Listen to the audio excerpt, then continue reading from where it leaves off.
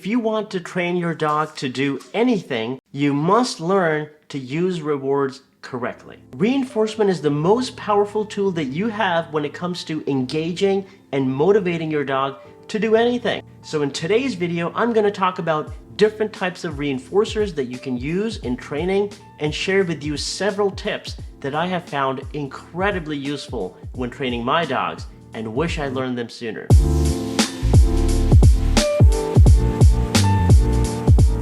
The primary reinforcer that's used most often in dog training is food.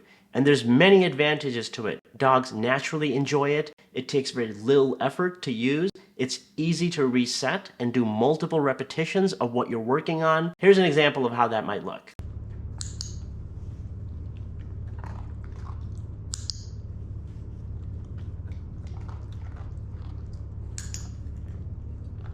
It's also possible to use toys as reinforcement, either in a game of tug or chase. Some dogs show more interest in play and find it more reinforcing. With my dog Star, I spent a great deal of time early on in her life developing her interest in toys, teaching her how to play a game of tug or chase in a way that would be useful for training. I have some videos on how I did that you can check out on my channel or on my Patreon.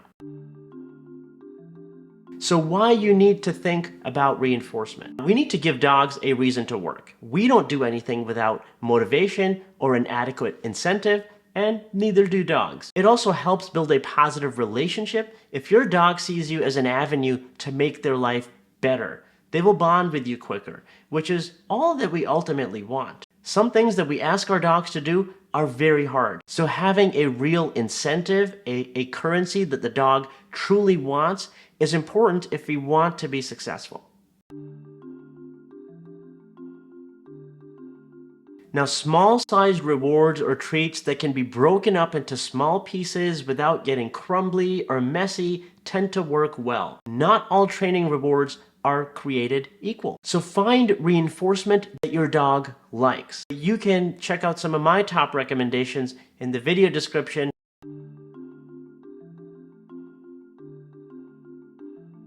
Adjust the value of reinforcement. Now, a general rule of thumb is that the more difficult a task, the higher the value of the reward should be. If I'm working in a distracting environment, I'll probably be using the strongest reinforcer that I have. It can be helpful to change what you're using from time to time as a reward. Remember that when we're training our dogs in different situations to do different things, it's likely that I'm competing against things in that place that the dog would rather be doing. Now, of course, one solution would be to allow the dog to do those things, and when they're ready to train and work with me, we can get on with it.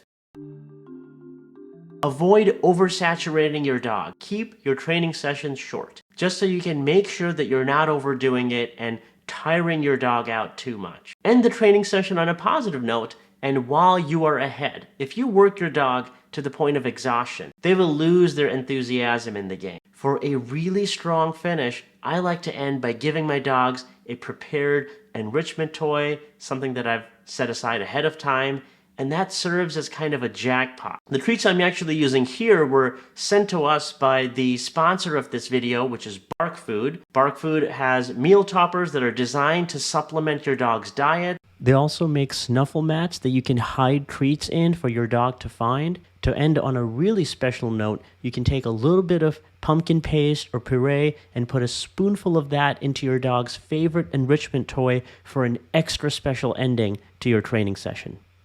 So if you'd like to try Bark Food, you can follow the link in the description, and remember to use the promo code POSITIVE30 and you'll get a 30% discount.